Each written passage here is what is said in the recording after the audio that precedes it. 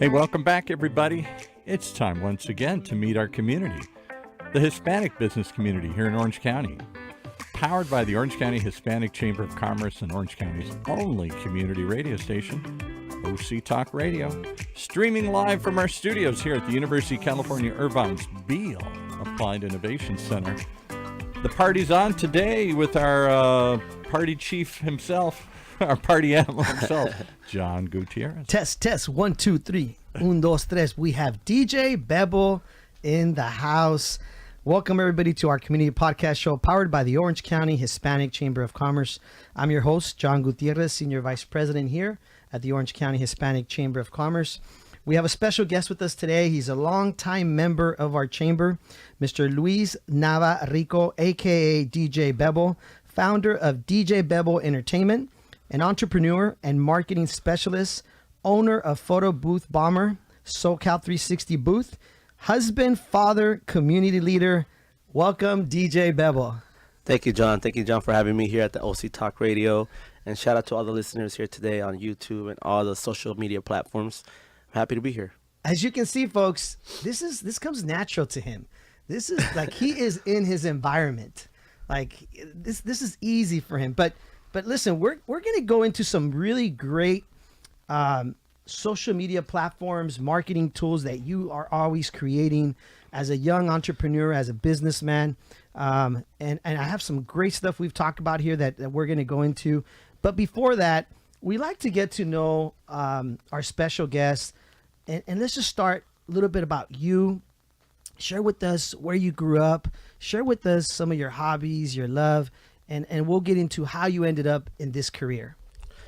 Of course. So, first of all, like I said, great introduction by John here. My name is Luis. Grew up, born and raised in Santa Ana.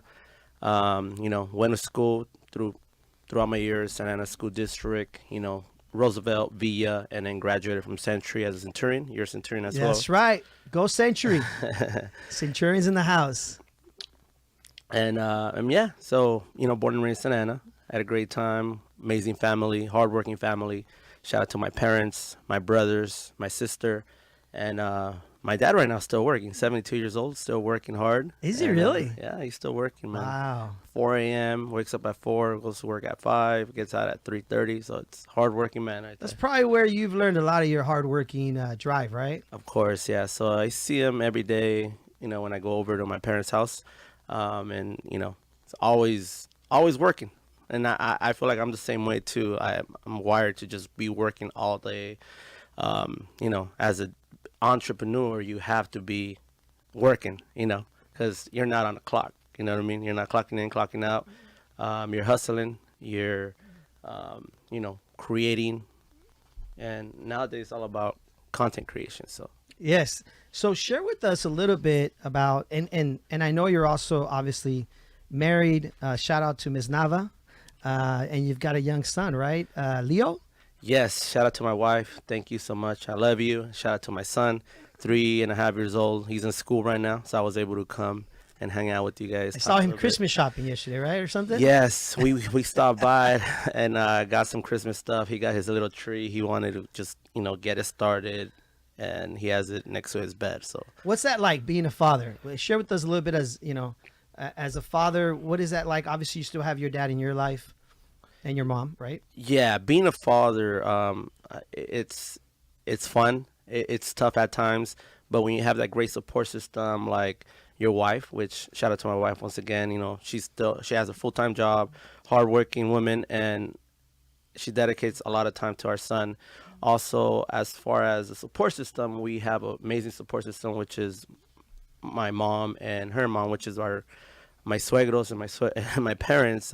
They help us a lot with our son, my brother-in-laws and sister-in-laws. So shout out to all of them. And I think having that support system, you're able to accomplish a lot of different things, from running a business to having the time to spend with them, taking them to school, dropping them off. I think that's one of my favorite things to do is, dropping them off or picking them up from school.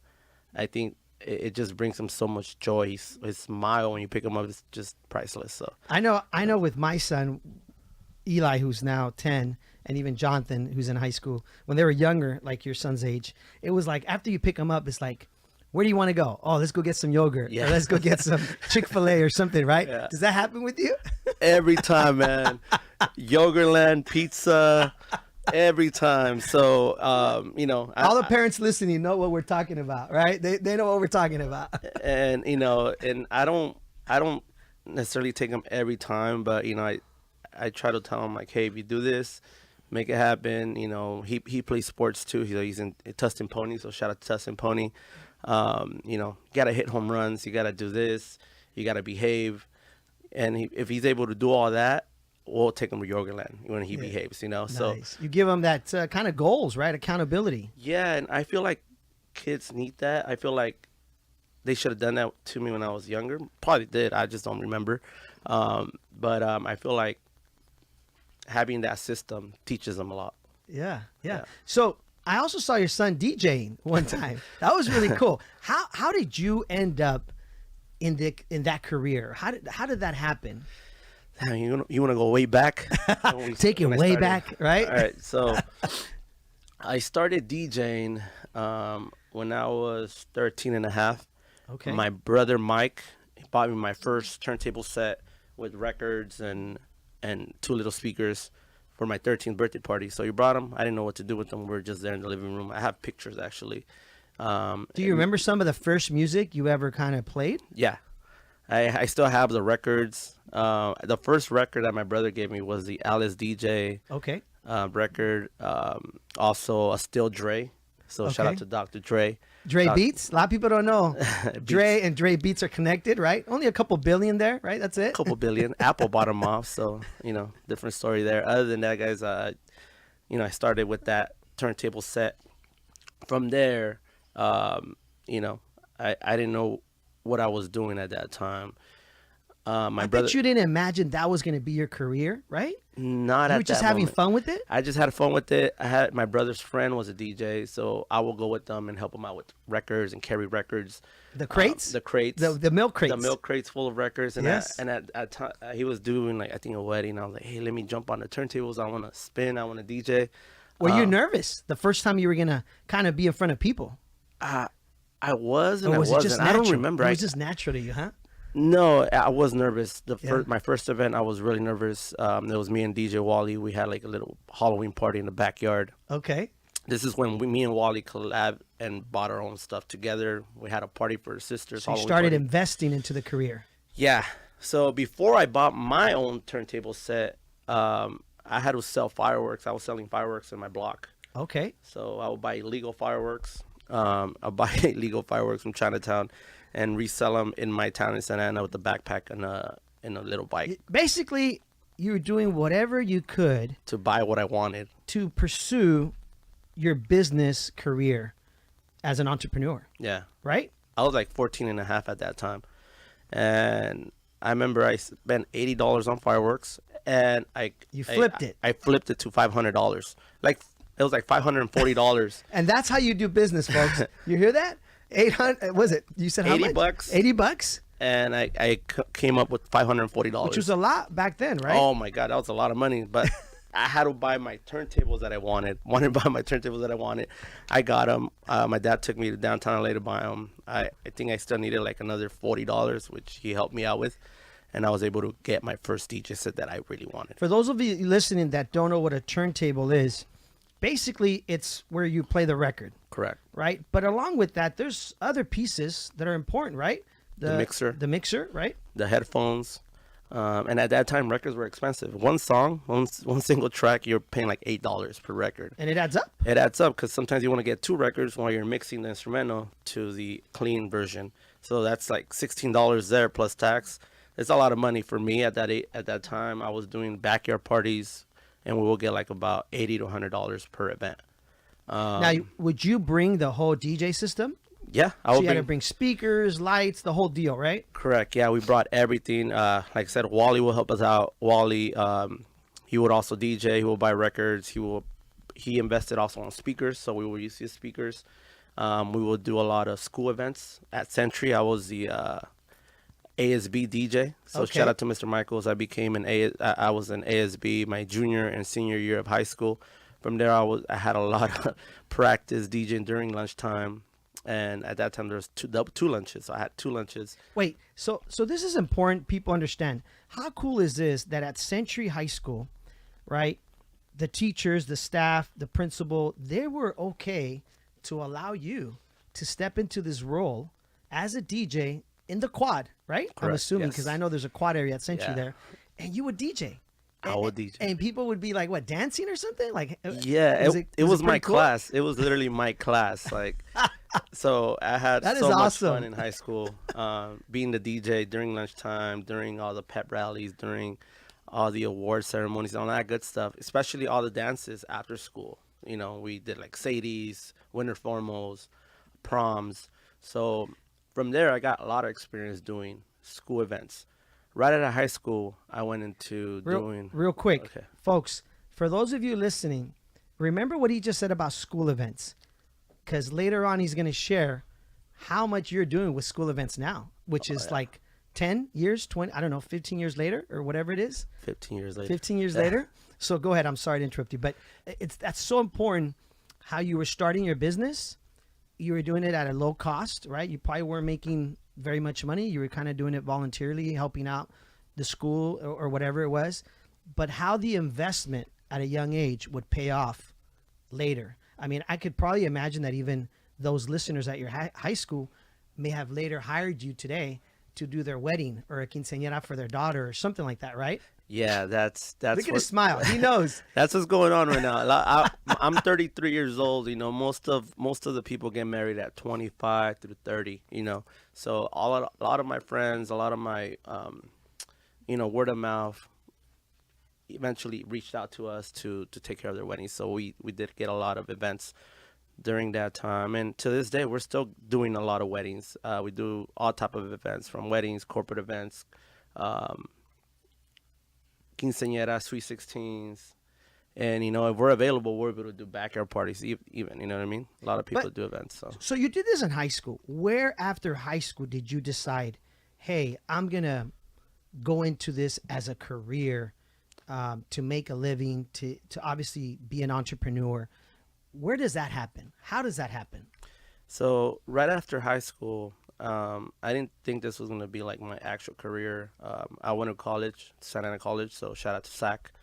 And from there, I was 18. I was DJing at that time, so I was doing a lot of bar clubs, nightclubs. So my focus on school was not all there. So I was like more in the entertainment side, which I loved. I enjoyed, loved. From there, I had a job for the city of Santa Ana. So right out of high school, I started working for the city. So I had part-time city, and then at nighttime, I had my nightclubs and bars. Two jobs. So there was late nights, Long hours. But I enjoyed it. I was young. I was able to network with a lot of people at the nightclubs, get to meet a lot of different business owners, different artists, especially a lot of Latin artists I was able to meet at Hollows. So shout out to Hollows Bar. Other than that, there was a time of my life where I was like, you know what, my health is not out there. Like, I'm gaining weight. I need to get into the gym. I need to lose some weight and focus on myself. That's good. Because I was doing a lot of late night. I was Eating late. Yep. 4 a.m. at Denny's, and going home at 6 a.m., waking up at 4 to eat with my parents, Yes. and then doing it again at the nightclub. So you were learning how to adjust your lifestyle, right? Your career. And it was also about your health. That's good that you saw the importance of that. yeah, and I noticed that like when I was 22, 23 years old, because I stopped working with the city. From there, I went full-time DJ, like 6 days a week, Tuesday through Sunday DJing. But it's not that you went full-time DJing. It's that you were doing such a good job that you were getting booked. Correct. Right? I mean, think about it. How does someone, 6 days, you were busy. Busy, yeah. So I was working a lot at night. But like I said, health issues. I'm like, I'm gaining weight. That was my health. I'm like, what, I need to get back on track. I started going to the gym. I started DJing at the gym. He's DJing at the gym now. Look at because I this. wanted a free membership. From school DJing to clubs to the gym. Yeah. So I wanted a free membership, so I would DJ the member appreciation days. Bartering. Yep. And then from there, I met Johnny, which was a general manager at the Tustin LA Fitness, and I told him like, hey, I think I want a job here. All my friends are coming in here because I'm DJing and they're signing up. Yes. How do I get paid for that? Like, I want to get compensated. He's like, nah, don't worry about it. Just DJ. Okay. I'll give all your friends memberships, whatever. So then I'm like, you know what? I think I want to challenge myself on doing sales. I've never had a sales job. First time. First time. It takes a lot. It takes a lot to Yeah. say I want to get into sales. Yeah, and then I'm like, so what does this guy do? So I would see him. I would just hang out with him in the chair and just like see what he did. I was shadowing, but at that time I didn't have a job yet. I was just dressed in my gym clothes, just taking my pre-workout, and getting all pumped up because he was trying to sell this client. From there, I was like, you know what? I want to work here. How do I get a job? He's like, oh, well, just, bring your resume and you're going to get interviewed by Linda. So shout out to Linda. And I got hired on the spot, started working. To sell memberships? Sell memberships. Okay, because I remember you telling me this story. Yeah, so I started selling memberships and doing And getting sales. in shape, right? Getting in shape. I lost a lot of weight. I was like 225 and I dropped to like 165. He has photos on his social media of those days. Yeah, so He was, I was working out 3 times a day. I was working out before work, during work, that's good. and after work.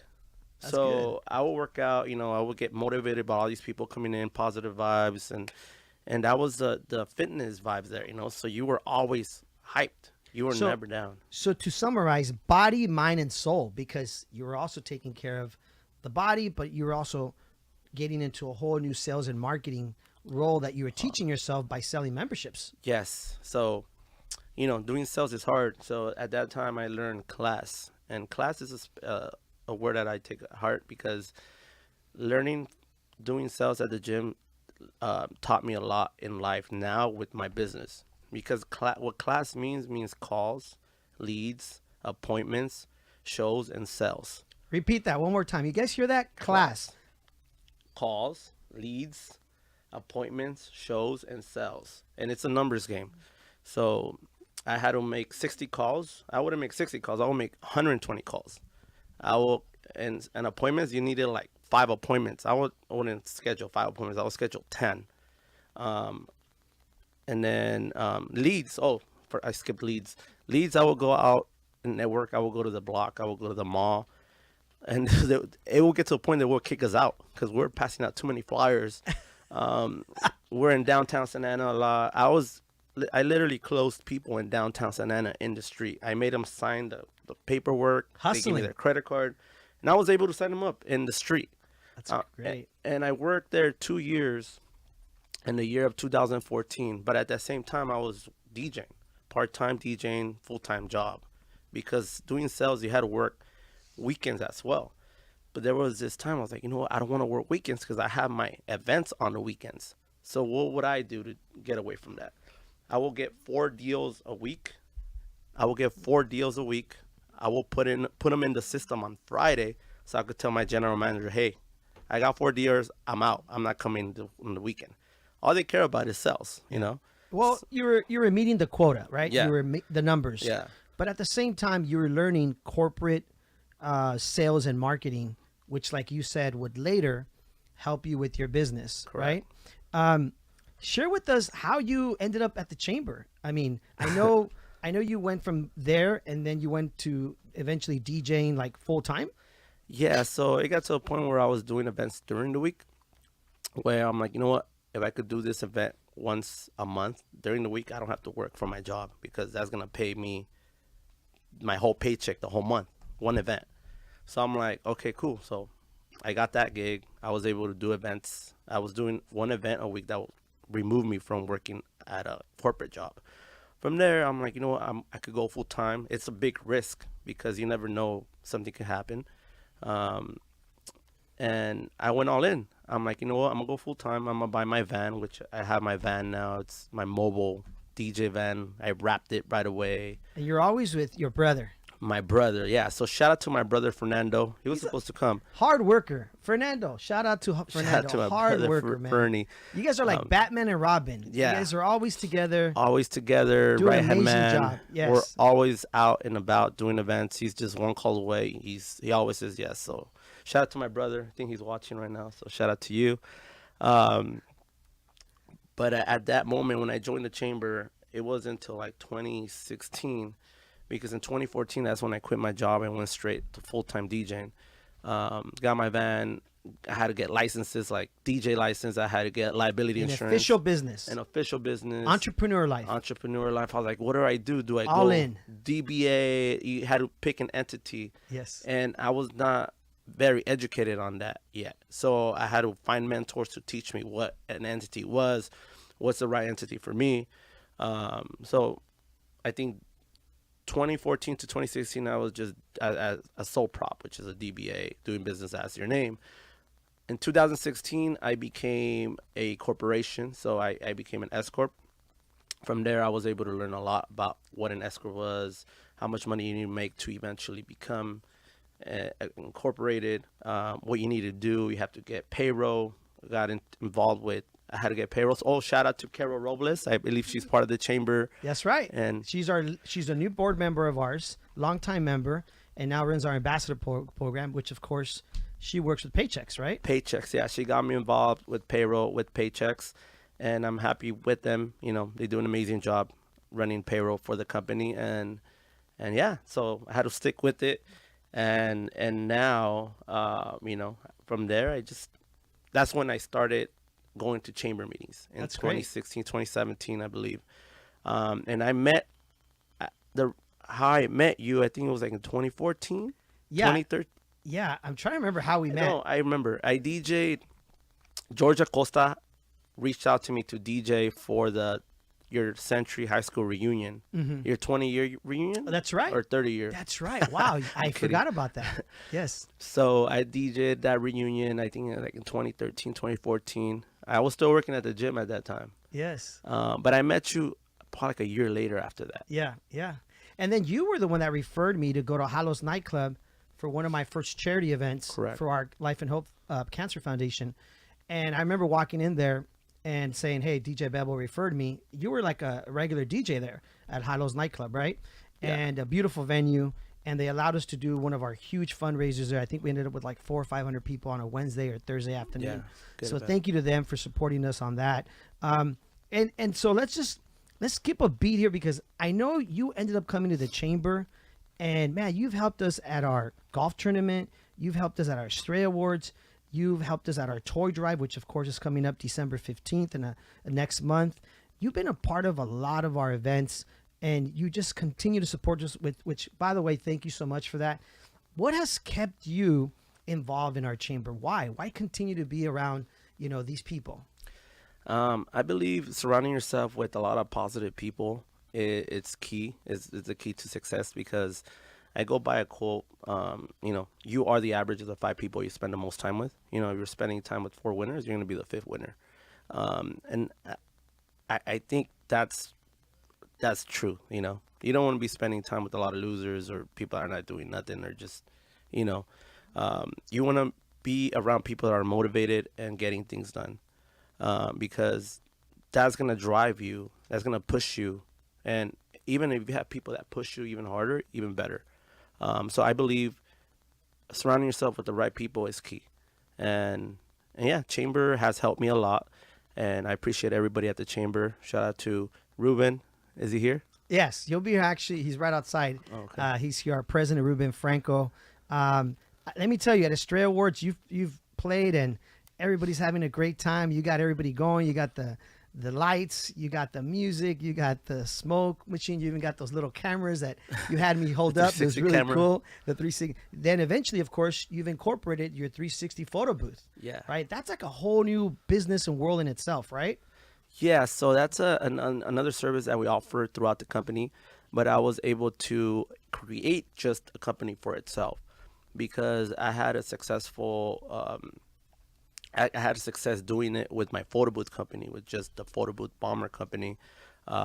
because there was a time that people would reach out to us like, hey, can I book the photo booth just itself? We don't need a DJ. We just want the photo booth. So I was like, you know what? I'm just going to create the company just for the photo booth. So a lot of photo booth out there, just make sure you do that. Or a lot of DJs, that's a good tip for all of you guys out there. And then the 360 camera, that's one of the new things that's trending right now. I think it's really cool. Yeah. At first, when you see it, it looks like this transformer thing moving around, and you're like, "What is this?" And you're kind of fearful to step into it.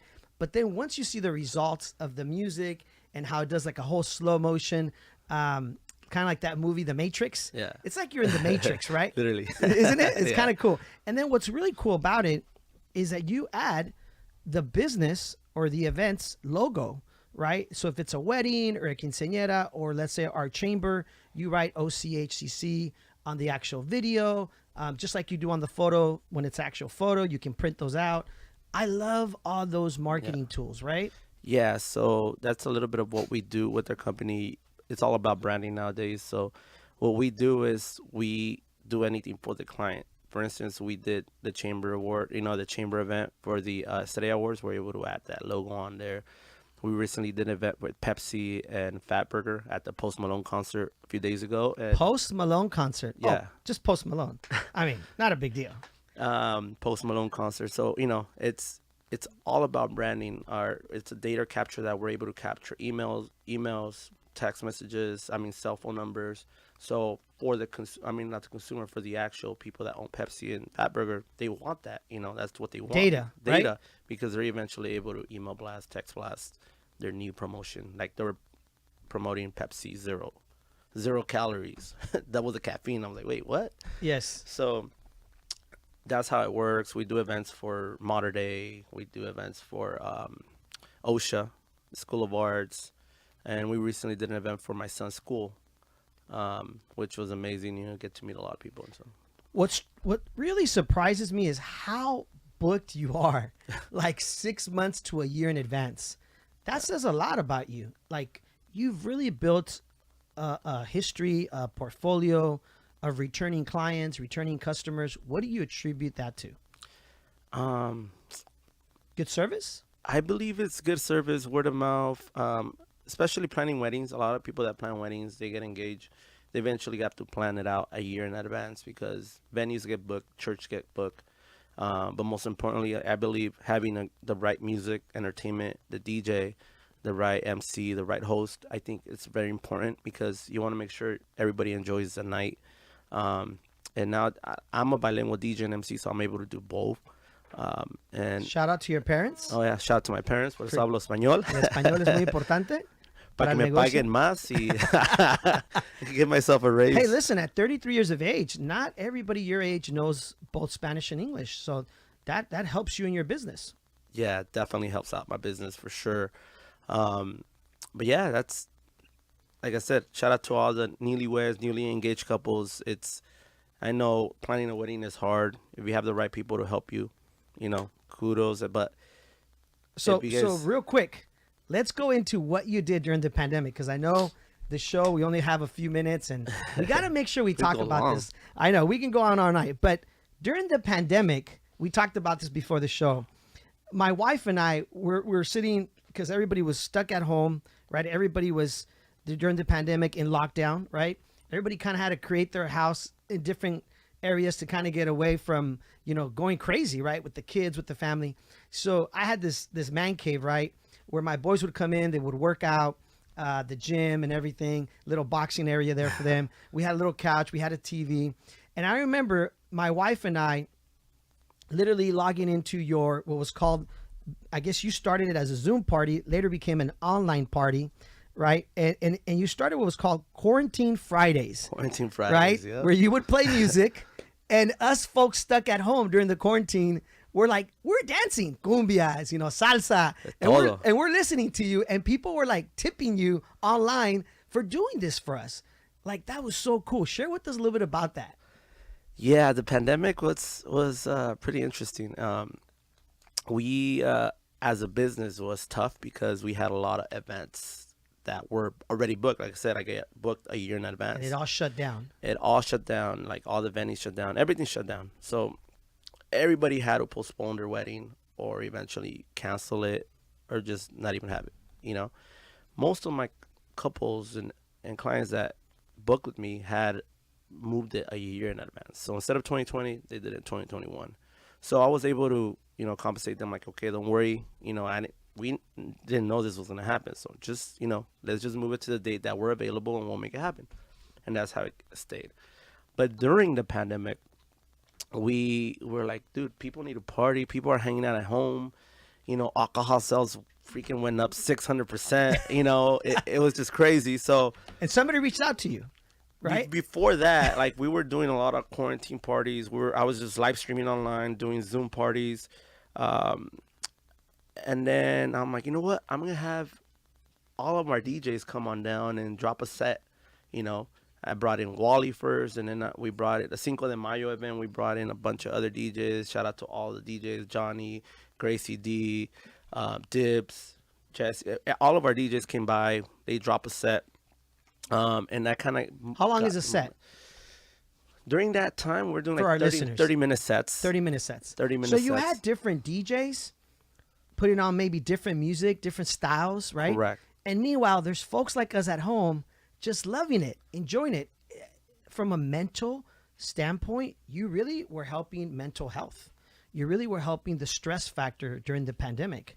I don't know if those DJs knew that, but it was so rewarding for us. Yeah, so, and I appreciate everybody on Instagram and Facebook and Twitch that tuned in, because that kind of kept us alive, to be honest. And we were happy doing it. We were, we're passionate about DJing music, and it was nice just communicating with everybody on live streaming. Like for right now, people are listening to us. It's fun to talk to them virtually, Yes. It's fun. So. And we're sorry we can't interact with you guys and answer questions, because we have listeners over here that we have to attain to also. But what is next for DJ BEBO? What is the goal? What is the motivation behind what is next? Well, before that question, I know you had asked me about, someone reached out to us. So shout out to Tequila Mandala. That's right. That's right. We got sponsored by Oscar. During the pandemic? During the pandemic, they reached out to us. And yeah, shout out to Oscar Sanchez, and much love to you, man. And everybody in the company, Kirk, Craig, Beto, and Heidi. Tequila Mandala, if you guys haven't tried it, definitely try it out. But going to your question, can you repeat it again? Sorry. Well, you want to share the Zoom party, right? Somebody had reached out to you, right? Yeah. That said, hey, can you do a Zoom party for me and my friends, right? I think you mentioned this before the show. Oh, yeah. This was before doing quarantine parties. It was just everybody was going through Zoom. Everybody had to download Zoom because they had to work through Zoom. So I had to figure out a lot of things with streaming, get the right volume, had to watch a lot of YouTube tutorials on how to get this done. And during that time, there was like a shortage on like microphones, a shortage on cables that we needed. So it was pretty tough for me, but we're able to make it happen. We did a live stream party for a Zoom, one of my friends on Instagram. So shout out to you. From there, that's when it became a lot of live streaming. I was going live on a Wednesday. I started doing flyers, calling them Wine Wednesdays. And then I did events on Sunday mornings, like at 11, which I called it Brunch Sundays. So people would tune in while they were cleaning at home. And me as a DJ, I just wanted to live stream my music. And shout out to everybody listening. That was my thing. So everybody listening and watching, if you haven't met DJ BEBO, or if you know DJ BEBO and you want to come out and support, December 15th is our annual toy drive, which you've always been a part of. Thank you for that. We really appreciate you. It'll be this year at 701 Restaurant in Santa Ana on Main Street, in First there, which is where Original Mike's used to be. The new beautiful restaurant there that's hosting us. Really nice. You'll be DJing that day, which will be awesome. We thank you for being there that day. We have Adam Lasher performing, Rocio Su Sonora. We have also Heartbreak are performing that day. Heartbreak alumni performing that night. So we have different people performing that night. But more importantly, from 5 to 7, there's some great business networking, which is part of our chamber. A lot of people that you know, right? Correct. Yeah. So if you guys have time, December 15th. And bring a toy, because it is a toy drive for the kids in the community. Yeah. So definitely come. Great opportunity to network with a lot of successful entrepreneurs. And, you never know who you're going to meet. take it to the next level. So. It's great networking. I know the show goes by so fast. I got Paul giving me the look over here, the dirty eye, like, hurry up. We've gone over time. Folks, Luis Nava Rico, which is aka known as DJ BEBO, founder of DJ BEBO Entertainment, entrepreneur and marketing specialist, owner of Photo Booth Bomber, SoCal 360 Booth, a husband, a father, a community leader. BEBO, thank you so much for being on our show. Thank you for all you do for our Hispanic Chamber of Commerce. We wish you all the best of luck. They can follow you at... Yeah, for if you guys want to check us out, you can check out our website, djbeboent.com. My Instagram handles is at djbebo or at djbeboent. And our photo booth ones is Photo Booth Bomber, also SoCal 360 Booth. And also we have a podcast coming soon, so we'll be doing more live streams. Marketing specialists. I'm telling you, folks, definitely reach out to BEBO, book them ahead in advance. Thank you so much for being on the show. Of course. Thank you to our listeners, our community podcast show, where our community is your community. Stay tuned for next Wednesday. We'll have another special guest from the community, powered by the Orange County Hispanic Chamber of Commerce. Paul, take it away.